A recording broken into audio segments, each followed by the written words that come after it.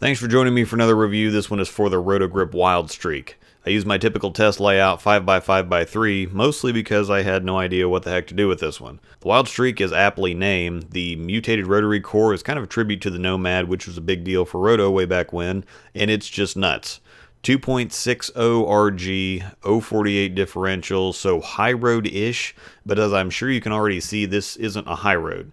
I had no idea what to compare it to it because it definitely has zero in common with the Idols, but that's where we're going anyway because they're in the same line. But I don't think the Wild Streak acts like anything else that's in either Storm or Roto's catalog. I was honestly expecting it to hook more, but was very pleasantly surprised to find a clean and super readable ball motion. The Wild Streak is one of the simplest reactions I've seen in a while, which is a big plus. It gets down the lane easy, it has a defined break point, and it hooks in the direction of the angle of rotation. If you want it to stop and go straight, come up the back of it. If you want it to be more continuous, get more around the side of it. I can definitely feel the higher RG. This isn't a ball that's going to do the work for you, but this might be one of the more responsive balls to physical changes that I've ever thrown. It just absolutely does what you make it do. And with that higher RG, it doesn't make you fling it to get it down the lane, but with the higher differential, it also doesn't make you grab it to get it to tip. I also threw a few area check shots as well to test its limits, and found that I had quite a bit of room left to right as long as I put the right roll on it. This ball will be an absolute dream for the serious competitive bowler. It'll allow you to simply execute the shot you want to execute and will be in play on all medium volume, medium length patterns, a lot of the shorter ones and some of the longer ones with appropriate surface adjustments. This is a big departure from what we've seen in the HP3 line for the last several years. The Haywire and Highwire were big, bold reactions. The Daredevil line was more of a happy medium between league scoreability and tournament balls, and the Idol line has been a trip back to the bold, strong, rolly reactions, but low RG values for all of those, and all of a sudden the Wild Streak shows up.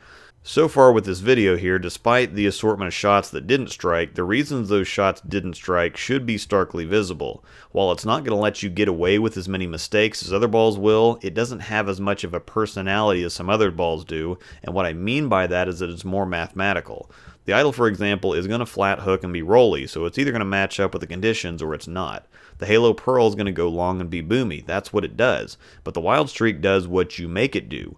When I let the Wild Streak go, I know by the arrows what's going to happen, and that's extremely valuable to more precise bowlers. As a bonus, I threw in some lefty shots as well, though I don't have any comparison shots over there. The left side of the lane usually hooks more and plays a little flatter. There's definitely more room closer to the gutter than the inside, but it does feel more dynamic on the left while still maintaining the reaction characteristics from the right. Moving to Gage, I knew it was going to look better here because Gage plays to its strengths.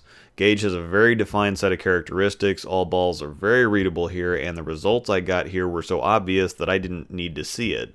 There's more room to the right here, quite a bit more friction on the outer 6 or 7 boards at Westridge, so I can play closer to the gutter at Gage, and the back ends are sharper, so it's just get out of the ball clean and put a good roll on it. There's not much to do here or talk about but watch ball reaction. I tend to go a little bit more up the back of the ball to control my angles down lane, so I see the 10 pin fairly often, but I don't see the splits through the nose very often, and I'm pretty good at sparing the 10, so due to the Wild Streak being more responsive to what you make it do, I did leave a few more 10s and have a few more flat hits than I usually have with other balls, but I'm very encouraged by the look I had on the lanes, especially from straighter angles, which I'm not great at playing by any means. Not only was I making it work, but that's where I was the most comfortable with it. If you're already thinking about Nationals next year, this might be one of the best reactive balls for the team pattern ever, period. The new SureTrax S19 cover is a nice blend of responsiveness and control.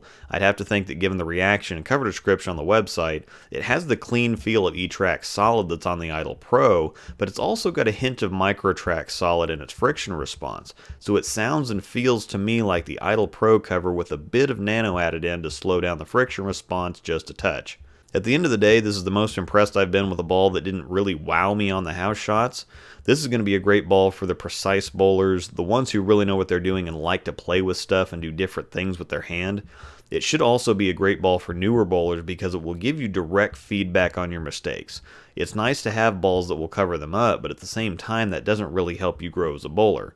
This should also be very good for the average bowler. It completely goes against the grain with a lot of the Roto stuff that's very bold. The Wild Streak is refined, it's precise, and I think that the best thing about it is it allows everything else to exist in its own space.